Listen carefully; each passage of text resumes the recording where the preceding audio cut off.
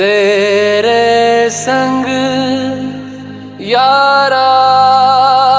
السلام الله عليكم ورحمة الله وبركاته صاحب يا الميل بعدين دافيدك جوكتان مقعي ومحمد سعد مستر 9 يوتيوب كاغا داونس نواموها سعد مستر 9 فضلك كسو دو جنال كيغا هدي اكو عسبتان سبسكرايب له هدي اد هورنول جوكتان waxaan ku leeyahay mar labaad iyo martaxaad ba soo dhow in soo dhaw saaxib yaal runtii ayaantan ismaan arkin isbuuc iyo maalmo badan ay ka baqnaa nama yaho alxamdulillah caafimaad qaba saaxiibada Instagram iyo Facebook igala soo xiriiray soo raadina aad iyo aad ugu mahadcelinaya dhamaantood waxaanu ku maqneen ayra mashquulsanaa iyo cilad xagga YouTube iga haystay inama ciladii haystay waxay tahay markaan YouTube ku soo upload gareeyo haydina laga saarayay laakiin alxamdulillah problemkaas hadda waa kasoo gudbay waxaan halkan aad iyo aad ugu mahadcelinaa saaxiibkii Cabdi Garasho oo problemkaas la xaliyay soo dhawaad saaxiibayaal hadda kadib isku soo laabanayna isku soo laabasho wanaagsan ayaantan horta waxa waaye buuq fara badan iyo qaylo fara badan oo YouTube ka socdo waa arkay dushaasan kala socday oo aniga dadka buuqaas iyo qeylaas jecel mise inay dhex galaan jecel ma ahi bataatan mana ka helo runtii inaan dadka sax xagano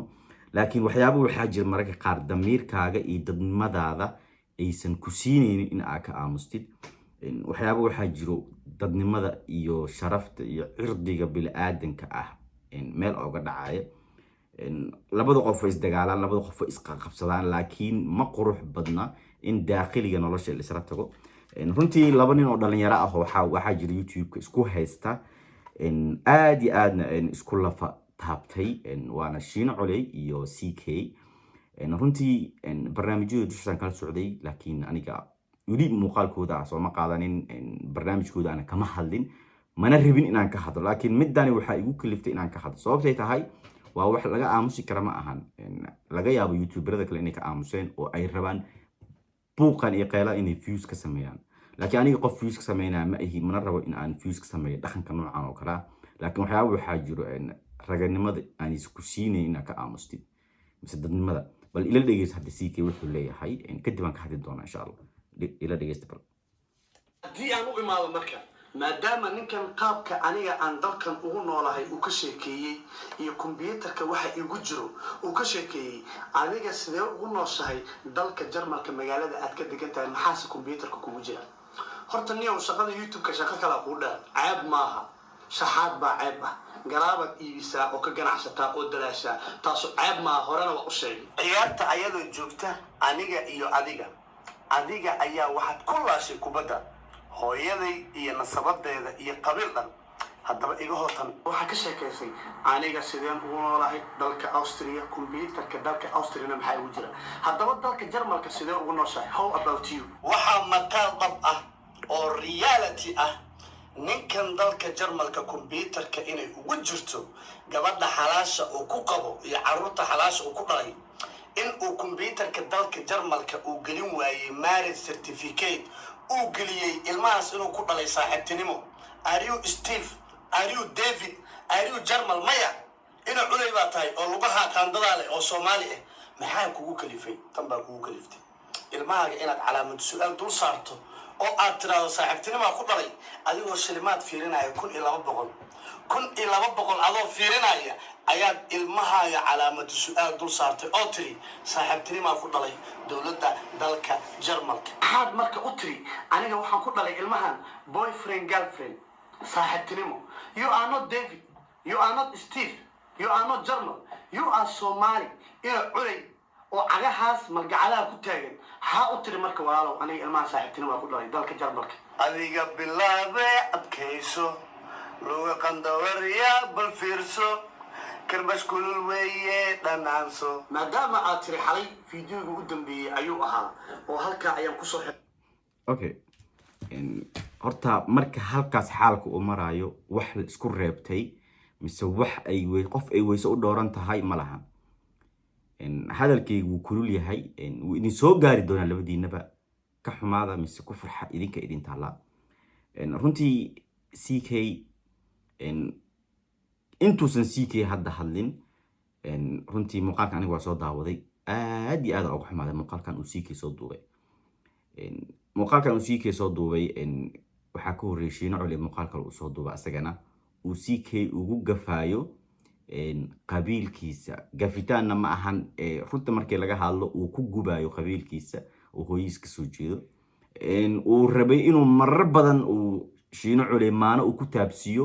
CK gabadhii ay kala tageen oo ay sharaf ka mudan tahay anagana sharaf inaga mudan tahay wuxuu shiino culey dhex galay oo daakhili u galay nolosha CK private life ah oo dhex galay mana qurux badna labada qof marka is haayaan in nolosha hoose la isla tago waa ceeb iyo raganimo ka tag waay waxa soo kale runtii aqligiina iyo maskaxdiina ma fadhido aqligiina maskaxdiina wuu tagay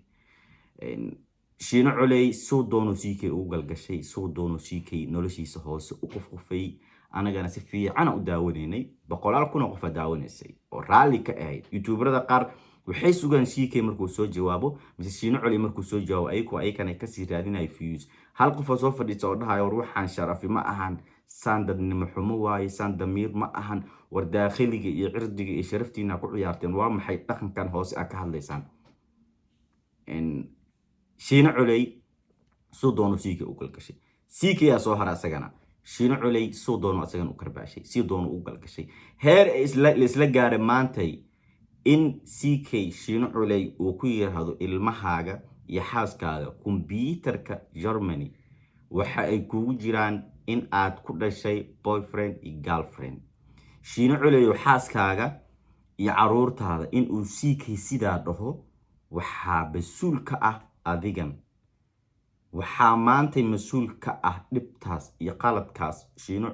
ku kacay CK adiga masuul ka ah xaaskaaga caruurtaada cirdigaaga sharaftaada in maanta YouTube lagu jeexjeexo adigoo nin weyn ah maxaa keenay adiga way raganimo ma ahan in xaaskaaga iyo caruurtaada maanta lagu tilmaamo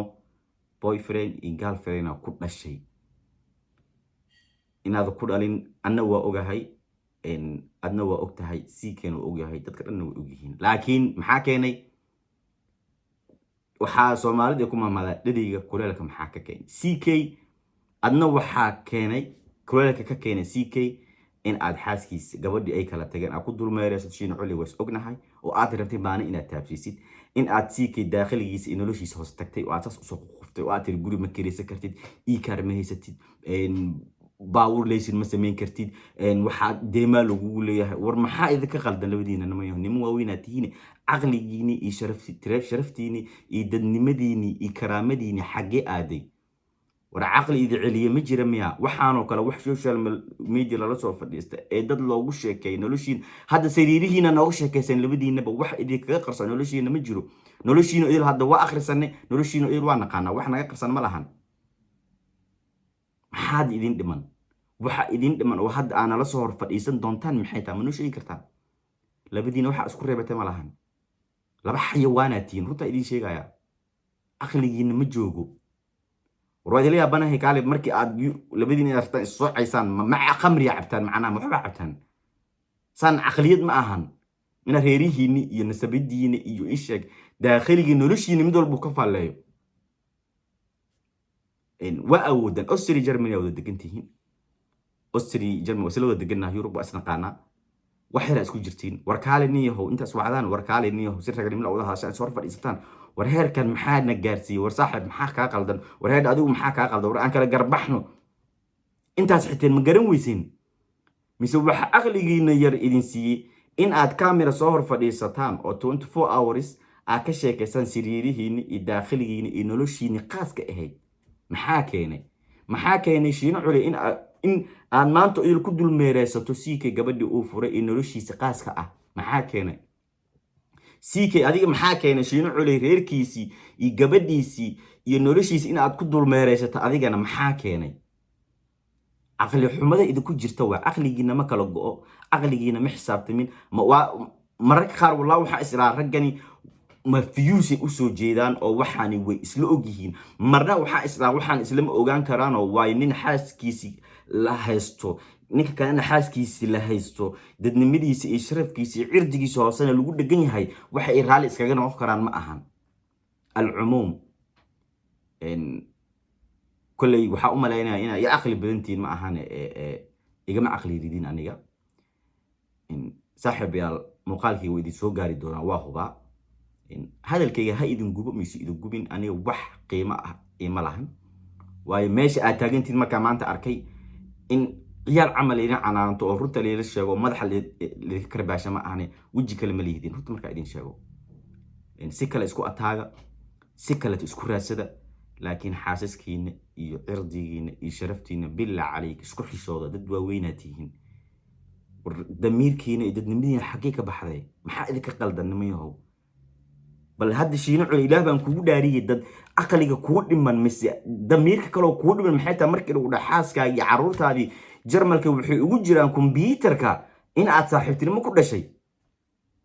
warsiikii aqliga kuu dhiman muxuu yahay markii lagu dhahay Austria waxaa ku nooshahay god iikar ma haysatid oo xaaskii aad fursad loogu dul meereysanayo oo hooyada Allah u naxariisto saas marka loogu dul meereysanayo cirdiga hooyada ay sharafteeda maanta la gaarayo maxaa ku dhiman ma sheegi kartaa hadda ciida kale oo idin dhiman waxa kale oo idin dhiman noo soo bandhigi doontaan maxay tahay ma noo sheegi kartaa mise idinko qaan noo soo fadhiisaan oo nikinaysan macna ila damiirka waa idinka dhinta bis waaye haddii aan camera si hor fadhiyo hada afkayga wax badan ka soo baxaayo ma fahanteen marka insha Allah waxay idin rajeynayaa in aad aqligiina dib u heshaan hadda aqli meesha kuma heysaan waxaan idin rajeynayaa in aad mar dambe aadan ku meereysanina familidiina iyo reerkiina iyo noloshiina khaaska ee barayfaadka ah haddii aad isxallin kartaan lambarada kala haysataan waa istaqaanaan dad saaxiibaad tihiin waxba anaga kaamil horteeda noloshiina khaaska ah maanta ee baabaabaabaabaha noogu helina mideeda kaleeto waa iswici kartaan waa kulmi kartaan war heedha maxaa kaa qaldan warniyahow haye aan kala leexano qalaas mideeda kaleeto hal midna idinkugu daro markaad kana uu soo qayliyo uu kan kalena soo qayliyo youtuberada idil jaanis u tahay nin walba wuxuu rabaa views idinka sameynaya nin idin dhahay mala war heedha waxa aad sameynaysaan waa qalad war heedha waxa aad ku jirtaan waa qalad war waxaan raganimo ma ahan war waxaan dadnimo ma ahan war xishooda war damiirkiina meeyay qof idin dhahay ma lahan because qof walba views uu rabaa lacag uu idinka sameeyo rabaa qof marka idin joojinayo ma lahan taasi ha ku fikirina laakiin aqligiina iyo dadnimadiina waxaan rajeynayaa inay soo laabtaan oo idin joojiyaan haddii aad hadalkayga ka xumaateen iyo haddii kaleba waxaa idin leeyahay karaali noqda muuqaalkan muuqaalka xig intaa ku kulmi doonaan waa anigoo maxamed saciid mustaqina oo idin leh asalaamu calaykum waraxmatullaahi wabarakaatu waxaan rajeynayaa labadaas nin ee dhalinyarada ah bagooda insha allah biyacdi ilaahna isku mariyo nabaadiina inoola kulanti is oraa dokumeer